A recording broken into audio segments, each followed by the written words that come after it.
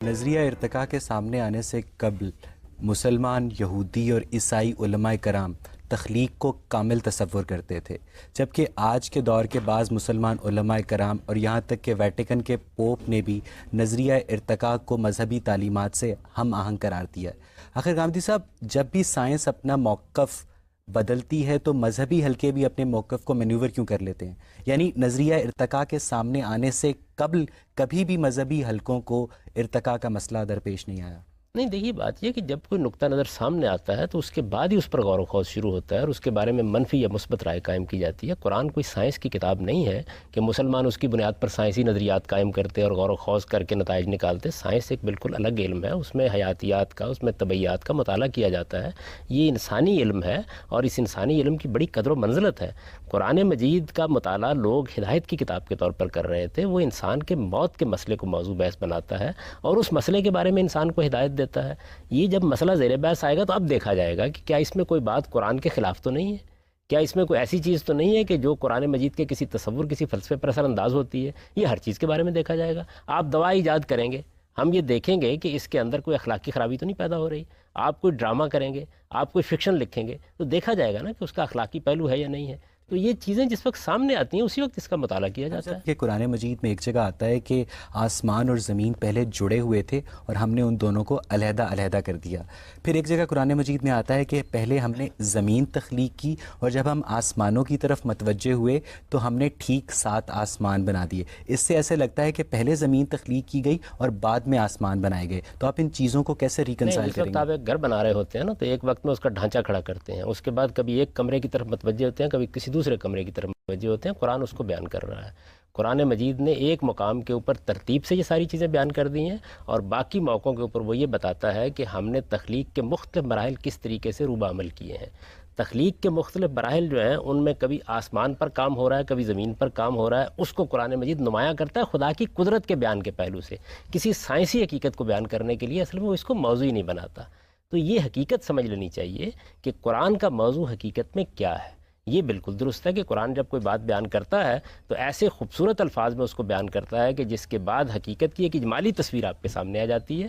تفصیلات بیان کرنا یہ نہ اس کا موضوع ہے نہ اس کا مقصد ہے۔ اس کے لیے آپ اپنے علم کی طرف رجوع کیجئے اور وہاں پر نظریات قائم کریں، اس کے لیے ایویڈنس فراہم کریں۔ صاحب، جو جدید انسان ہے، ہومو سیپین ہے، اس کی عمر سائنس تقریباً 2 لاکھ سال بتاتی ہے۔ تو غامدی صاحب، جو پہلا مونوتھیسٹک مذہب ہے یہودیت، جس کا ہمیں تاریخ میں سراغ ملتا ہے، وہ آج سے کوئی 3000 سال قبل آیا۔ تو غامدی صاحب، یہ جو بیچ کے 1,97,000 سال ہیں، اس میں کیوں خالق اپنی مخلوق کی ہدایت سے بے خبر رہا؟ میرا تو رجحان یہ ہے کہ خود انسانی تخلیق کا وہ پہلا مرحلہ ہے جس کو آپ 2 لاکھ سال تک لے جاتے ہیں، اس مرحلے میں انسان کا قالب تیار ہوا ہے۔ اس کے بعد دوسرا مرحلہ ہے جس میں انسان کے اندر وہ روح پھونکی گئی ہے، جس نے انسانی شعور اس کو دیا، انسانی شخصیت دی ہے۔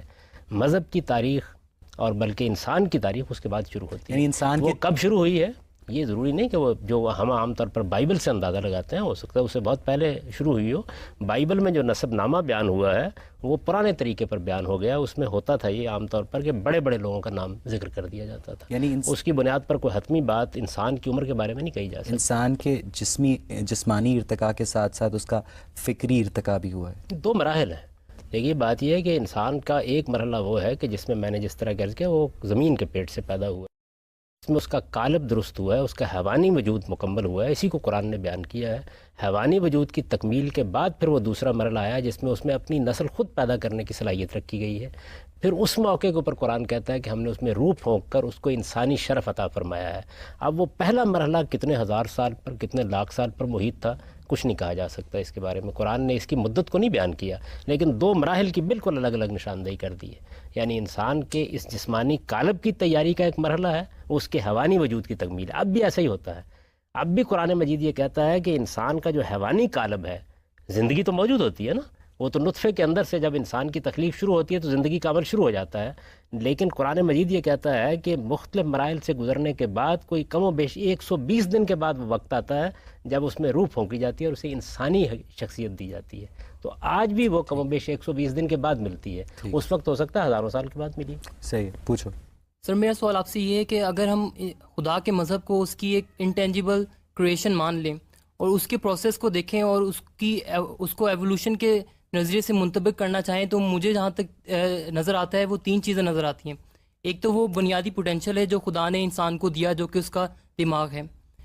دوسری چیز وہ ہے جو کہ اتفاقات پہ بیس کرتی ہے، جس میں ڈفرینٹ قسم کے چانسز ہیں، جو انسان کی ول پاور ہے، جس کے ذریعے انسان نے علوم حاصل کیے اور کسی حد تک خدا کا تصور بھی واضح کیا. اور تیسری چیز اس میں یہ آتی ہے کہ خدا نے جب زمان اور مکان کے قواعد توڑے، جس کو ہم ٹائم اینڈ اسپیس کہتے ہیں، اور وحیاں نازل کی انسان کے اوپر، تو اس کے ذریعے خدا نے اپنے اس ایوولوشنری پروسیس کو کنٹرول کرنا چاہا. تو یہ خدا کے مذہب کا پروسیس ہے جو کہ آہستہ آہستہ آدم سے لے کے حضرت محمد صلی اللہ علیہ وسلم تک چلا. اسی نظریے کو اگر ہم انسانی جسم کے اوپر منطبق کرنا چاہیں تو میں یہ کہہ سکتا ہوں کہ ایک بیسک مادہ تھا جس کے اندر خدا نے ایک پوٹینشیل دیا، اور اس میں ایک اتفاقات اور چانسز تھے اور ڈفرینٹ قسم کے آؤٹ کمس تھے، جس کو خدا نے باری باری پرکھا، اور پھر اینڈ میں اس ٹائم اور اسپیس کے قوانین کو توڑ کے اس کی تخلیق فرمائی. جب آپ کوئی رائے قائم کرتے ہیں تو یہ ضرور دیکھ لیجئے کہ خدا کی کتاب اس معاملے میں کیا کہتی ہے. قرآن بھی مذہب کی ایک تاریخ بیان کرتا ہے، اور وہ یہ کہتا ہے کہ اس کی ابتدا کہاں سے ہوئی ہے. یہ بتاتا ہے کہ ہم نے پہلے انسانی کو یہ شرف بخشا کہ ان کو ہم نے نبوت کے منصب پر فائز کیا. مذہب اپنی اصل حقیقت کے اعتبار سے ان کے دل و دماغ پر نازل کیا گیا. یہ بتاتا ہے کہ مذہب کی جو بنیادی چیزیں ہیں ان کی باقاعدہ تربیت دے کر ان کو دنیا میں بھیجا گیا. اور پھر یہ بتاتا ہے کہ لوگ توحید پر قائم تھے، لوگ مذہب کے بارے میں بالکل صحیح تصور پر قائم تھے. اختلافات انہوں نے بعد میں پیدا کیے. جب اختلافات انہوں نے پیدا کیے تو اس کے بعد نبیوں کا ایک پورا سلسلہ جاری کر دیا گیا جو بار بار آ کر ان کو متنبع کرتے رہے. تو یہ قرآن مجید کی یہ بات ہے، اگر آپ اس کو حاضر علم کی روشنی میں رکھ کے دیکھیں تو یہ بڑی کرینِ قیاس معلوم ہوتی ہے. ہماری معلوم تاریخ میں ایک پیغمبر ہوئے ہیں محمد الرسول اللہ صلی اللہ علیہ وسلم. ان کے بارے میں تو یہ مسئلہ نہیں کہ پری ہسٹورک ہے. انہوں نے توحید کا تصور پیش کیا، توحید کی منادی کی، آخرت کا تصور پیش کیا. آپ مجھے یہ بتائیے کہ اس کے بعد ہمارے یہاں جو فرقے پیدا ہوئے، جو گروہ پیدا ہوئے، ان میں کتنا زوال آ گیا، کتنے اختلافات انہوں نے پیدا کر دیے. تو یہ جو ہم اس دنیا کے اندر 1400-1500 سال میں اپنی آنکھوں سے دیکھ رہے ہیں، اسی پر قیاس کیوں نہ کریں کہ ماضی میں یہی پیش آیا ہوگا. تو یہ نظریہ زیادہ کرینِ قیاس ہے یا وہ نظریہ زیادہ کرینِ قیاس ہے، اس کا مطالعہ کرنا چاہیے. سر اگر یہ تصور کیا جائے کہ انسان بچے کی صورت میں پہلے پیدا نہیں ہوا، کچھ شعور تھا، تو آپ مجھے یہ بتلائیے کہ اس کی شعوری کیفیت کیا تھی. اب ہم دیکھتے ہیں کہ آپ بلوغت میں جاتے ہیں بچپن سے تو آپ کو شعور آتا ہے، تو پھر کیا وہ باشعور تھا پہلے سے؟ یہ آدم و حوا کے بارے میں یہی معلوم ہوتا ہے کہ وہ باشعور تھے. اللہ تعالیٰ نے ان سے کلام کیا، ان کو مخاطبے کا شرف حاصل ہوا، ان کو ایک خاص جگہ پر رکھ کر بتایا گیا کہ ان کی فطرت کیا ہے، ضروری تعلیم دی گئی، اس کے بعد اس دنیا کی ابتدا کر دی گئی. قرآن مجید تو یہ کہتا ہے کہ ہم نے ایک ہی جان سے پوری انسانیت کو پیدا کیا، اور آدم و حوا یہ ہیں جن کی نسل اب دنیا کے اندر موجود ہے. وَبَثَّ مِنْهُمَا رِجَالًا كَثِيرًا وَنِسَاءً. یہ ایک جوڑا ہے، ایک ماں باپ ہے جس سے پوری دنیا میں انسانیت پھیلی ہے. یہ وہ بتاتا ہے. ابھی تک اس کے اس نقطہ نظر کے خلاف کوئی ایویڈنس موجود نہیں ہے، بلکہ یہی نقطہ نظر جتنا زیادہ ایویڈنس فراہم ہوتا جا رہا ہے اس کو کمی کرتا چلا جا رہا ہے.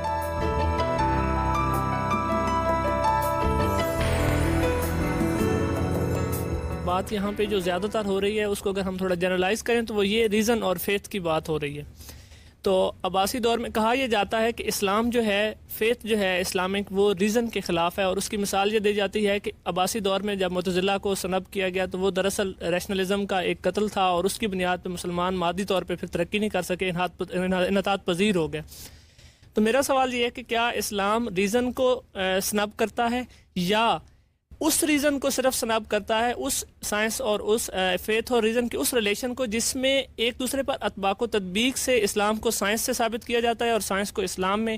تو کیا یعنی اس کی کیا سٹیٹس کیا ہے اسلام میں صحیح، کہ کیا ریزن جو ہے وہ اسلام میں الاؤڈ ہی نہیں ہے، یا صرف وہاں پہ الاؤڈ نہیں ہے جہاں اطباق و تطبیق کا مسئلہ آتا ہے؟ دیکھیے، اسلام کا مطالعہ آپ جب بھی کریں تو نہ عباسی دور کے حوالے سے کریں، نہ اموی دور کے حوالے سے کریں، نہ عثمانی دور کے حوالے سے کریں. اسلام کا مطالعہ خدا کی کتاب کی روشنی میں ہونا چاہیے. آپ جب قرآن مجید کو پڑھتے ہیں تو قرآن مجید تو ہر تیسری آیت میں اصرار کر رہا ہوتا ہے کہ تم عقل سے کام کیوں نہیں لیتے، تم تدبر کیوں نہیں کرتے، تم غور و خوض کیوں نہیں کرتے. تو قرآن مجید کی روشنی میں مذہب کا مطالعہ کرنا چاہیے. جہاں تک عقل اور استدلال کا تعلق ہے، آخر اسی کی بنیاد پر چیزیں مانی جائیں گی، اسی کی بنیاد پر کسی چیز کو نہ ماننے کا فیصلہ کیا جائے گا. عقل اور استدلال سے دستبردار ہونے کے بعد وہ کیا چیز ہے جس کی بنیاد پر آپ کسی چیز کو مانیں گے؟ قرآن مجید اسی اصول کے اوپر اللہ تعالیٰ کے وجود کے بارے میں دلائل دیتا ہے، نبوت کے بارے میں دلائل دیتا ہے، قیامت کے بارے میں دلائل دیتا ہے. وہ دلائل کس کو اپیل کریں گے؟ وہ انسانی عقل ہی کو اپیل کریں گے. غلطی کیا ہوتی ہے؟ غلطی یہ ہوتی ہے کہ ہم بعض اوقات ایک خاص علم سے مروب ہو کر اس کی جو منطق ہے اس کو عقلی بات سمجھ لیتے ہیں. عقل کے کئی دائرے ہیں اور ان میں وہ کام کرتی ہے، عقل کے کئی درجے ہیں اور ان میں وہ کام کرتی ہے، اور عقل کے کئی ذرائع ہیں جن کی بنیاد پر وہ فیصلہ کرتی ہے۔ مثلا میں اپنے حادثہ اخلاقی کو اپنے اندر پاتا ہوں، خیر و شر کا ایک شعور ہے، تو میری عقل ہی ہے جو اس کا ادراک کرتی ہے، لیکن وہ کوئی منطقی استدلال کی چیز نہیں ہے۔ منطقی استدلال بالکل اور چیز ہے اور عقلی استدلال بالکل اور چیز ہے، ان دونوں کو الگ الگ طریقے سے سمجھ لینا چاہیے۔ تو مذہب کبھی بھی عقلی استدلال کے خلاف نہیں ہو سکتا، نہ کبھی ایسی بات کہی گئی ہے۔ البتہ جس چیز کو آپ نے فیتھ یا ایمان سے تعبیر کیا ہے وہ کیا چیز ہے، اس کو بتائے گا نا اللہ تعالیٰ، اس کو بتائیں گے۔ تو ایمانیات 5 ہیں، خدا پر ایمان ہے، کتابوں پر ایمان ہے، فرشتوں پر ایمان ہے، نبیوں پر ایمان ہے، آخرت پر ایمان ہے۔ ان میں سے تو ایک ایک چیز کے حق میں قرآن نے دلائل دی ہیں۔ آدم اور حوا انسان تھے، کیونکہ جیسا کہ بتایا جاتا ہے کہ روز بچوں کی برتھ ہوتی تھی، تو وہ انسان مطلب ایک نارمل انسان کو دیکھا جائے تو دے ول بی کالڈ میوٹنٹس، ٹھیک ہے، they are not human beings. تو اس طرح دیکھا جائے تو پھر تو جس طرح سائنس کہتی ہے کہ انسان نہیں تھے اور یہ بندر تھے اور قسم مخلوق تھی کوئی، پھر تو وہ چیز صحیح نہیں ہو جاتی۔ یہ آپ کو کس نے بتایا کہ آدم و حوا کے یہاں صبح و شام بچے پیدا ہوتے رہتے تھے؟ سر یہ ہر جگہ پہ لکھا ہوا ہے کہ ادھر ہر جگہ سے کیا مراد ہے؟ ایک تو قرآن مجید ہے، اس میں تو کہیں سر لکھا 9 منتھ سے کم پیریڈ میں ہوتے تھے، اور 9 منتھس جو ہے میں یہ کہتا ہوں کہ ایک تو قرآن مجید ہے، اس میں تو جو کہیں لکھا ہوا، اس کے بعد رسالت میں آپ صلی اللہ علیہ وسلم کی حدیث ہو سکتی ہیں، اس میں بھی کہیں نہیں لکھا ہوا۔ تو سوال یہ ہے کہ جو افسانے بیان کیے جاتے ہیں، یعنی ہم سائنس میں بھی افسانے پڑھتے ہیں، ہم مذہب میں بھی افسانے پڑھتے ہیں۔ جب آپ سائنسی علم پہ گفتگو کریں تو حقائق کی بنیاد پہ گفتگو کریں۔ نظریات بہت ہوتے ہیں، دیکھیے سائنسی علم کیسے ترقی کرتا ہے، نظریات پیش کیے جاتے ہیں، مفروضے کے طور پر ہوتے ہیں، تحقیق کی جاتی ہے، لیکن نظریے کو نظریہ رکھیے، مفروضے کو مفروضہ رکھیے۔ مذہب پر گفتگو کرنی ہے تو سب سے پہلے دیکھنا چاہیے قرآن کیا کہتا ہے۔ اللہ تعالیٰ نے قرآن میں جو بات بیان کی اس کے بالکل خلاف ہے۔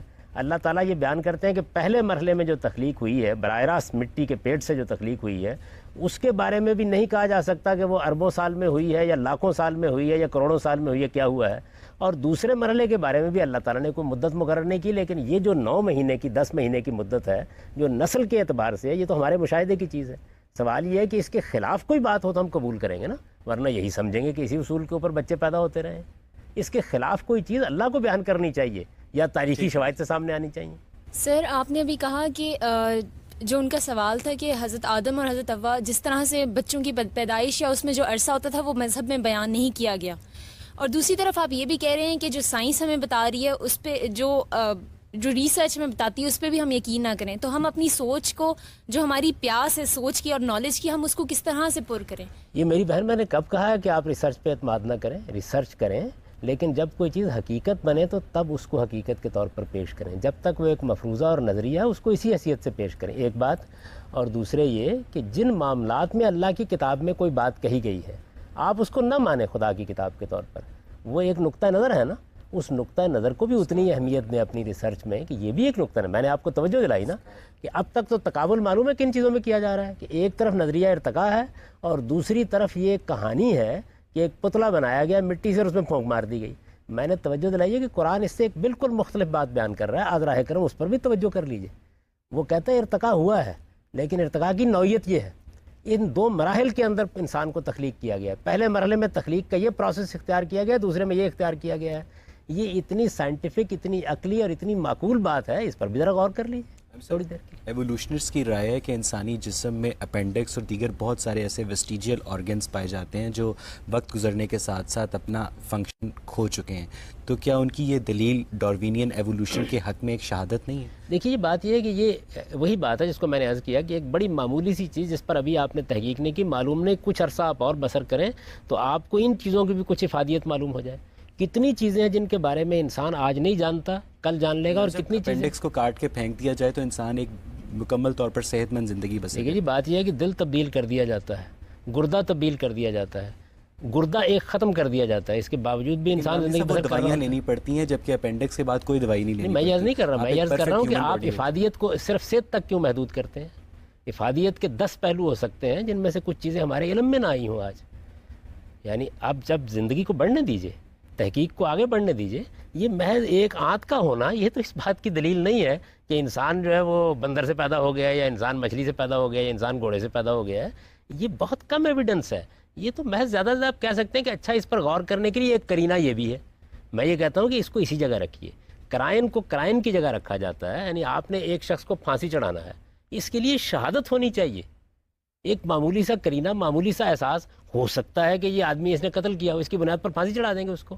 تو میرے کہنے کا مطلب یہ ہے کہ دونوں جانب استدلال پیش کیا جا رہا ہے، اس استدلال کو اسی طرح پیش ہونا چاہیے جیسے کہ وہ ہے. تخلیق کے نظریے کے حق میں جو استدلال پیش کیا جا رہا ہے وہ بھی اسی جگہ رہنا چاہیے، اور ارتقاء کے نظریے کے حق میں جو بات کہی جا رہی ہے وہ بھی اسی جگہ رہنی چاہیے. اور اگر اس کے خلاف کوئی بات سامنے آتی ہے تو دیانتداری کے ساتھ اس کو دنیا تک پہنچنا چاہیے. اس وقت تو جب میں سائنسدانوں کو پڑھتا ہوں، خاص طور پر ارتقاء کے نقطہ نظر کے حاملین کو، تو مجھے یہ محسوس ہوتا ہے کہ جیسے ان کے اوپر شدید افسردگی طاری ہو جاتی ہے جب ارتقاء کے نقطہ نظر کے بالکل خلاف کوئی ایویڈنس سامنے آ جاتا ہے. تخلیق کے نظریے کو اور ارتقاء کے نظریے کو برابر رکھ کر مطالعہ تو کیجیے کم سے کم ان دونوں کا. یہ کیا تعصب ہے کہ ایک چیز کو آپ سائنسی حقیقت کے طور پر بیان کرنا شروع کر دیتے ہیں، ہے وہ ایک نظریہ، اور دوسری چیز کو آپ رد کر دیتے ہیں، اس پر غور کرنے کے لیے بھی تیار نہیں ہوتے.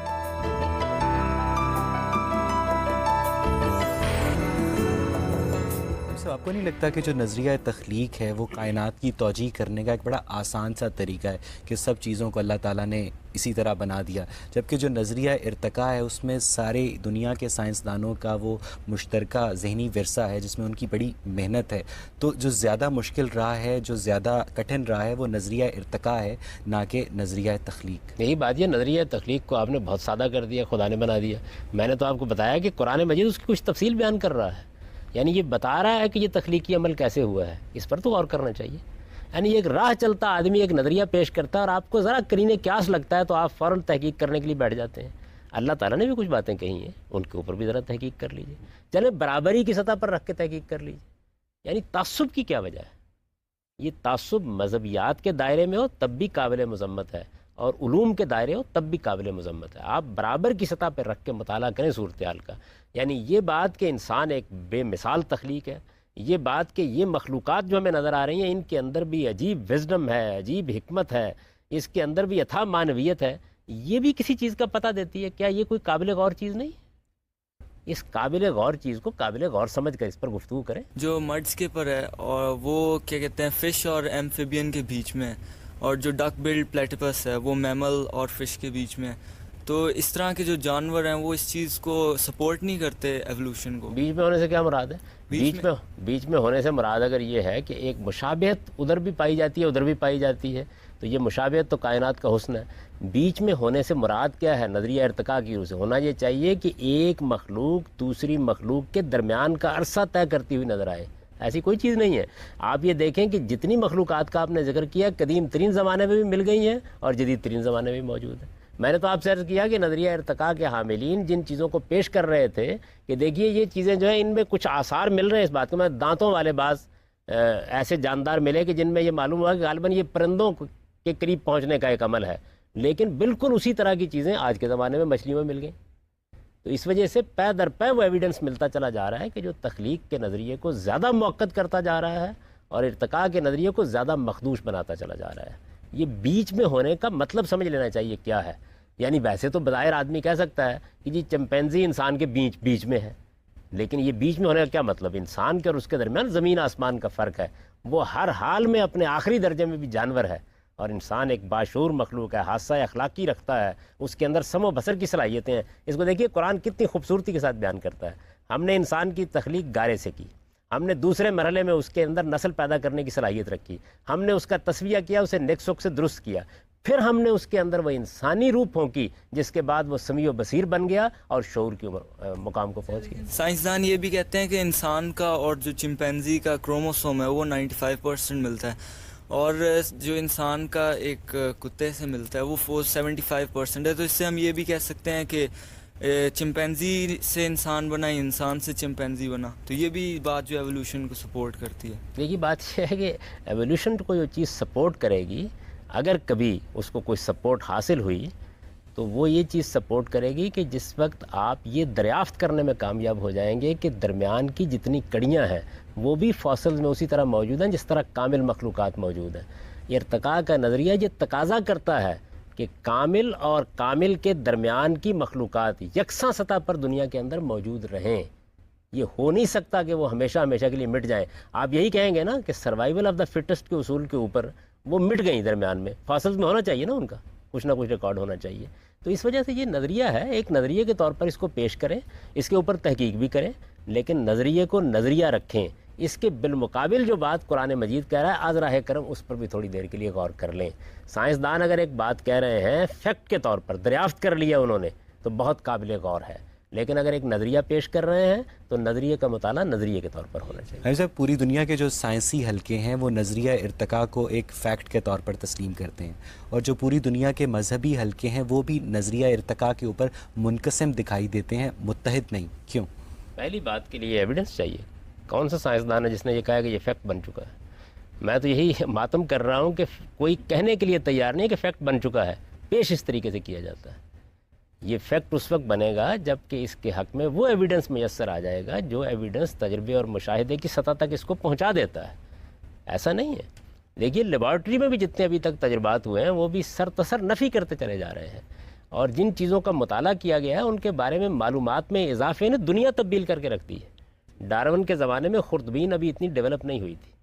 ڈارون کے زمانے میں ابھی سیل کا مطالعہ اس درجے پر نہیں ہوا تھا. یہ کیا کائنات ہے جو آنکھوں کی صورت میں اور کانوں کی صورت میں اپنا کام انجام دے رہی ہوتی ہے، یہ ان مخلوقات کے اندر بھی اتنی ڈیولپ کیوں ہے جن میں آپ بہت نیچے جا کے ان کا مطالعہ کر رہے ہوتے ہیں؟ یہ بہت سے سوالات ہیں جو پیدا ہو گئے ہیں اور ان سوالات کا مطالعہ ہونا چاہیے. اس کے اوپر فیکٹ کے لفظ کا اطلاق نہیں ہو سکتا. یہ محض ایک نظریہ، ایک تھیری ہے اور اس کو اسی حیثیت سے پیش کرنا چاہیے. ہم یہ کہتے ہیں کہ اس کے مقابل میں قرآن کا جو نقطہ نظر ہے از راہ کرم، اس پر بھی غور کریں. ناظرین، آج ہم نے ارتقاء کے موضوع پہ اپنے شرکاء اور محترم جاوید احمد غامدی کے مابین ہونے والی دلچسپ گفتگو مکمل کی. غامدی صاحب کا یہ استدلال کہ مذہبی اور سائنسی حلقوں کو علمی دیانت سے کنارہ کشی نہیں اختیار کرنے چاہیے، ہمارے لیے غور کی وجہ ہونی چاہیے. اسی لیے مذہبی اور سائنس کے تخلیقی نظریات ایک دوسرے سے مکمل مطابقت نہ رکھنے کے باوجود بھی اس پلورلسٹک معاشرے میں کو ایگزسٹ کر سکتے ہیں جو کسی بھی معاشرے کے زندہ ہونے کی عکاسی کرتی ہیں. اس کے ساتھ ہی اپنے میزبان اویس اقبال اور پروگرام غامدی کی پوری ٹیم کو اجازت دیجیے. خدا حافظ.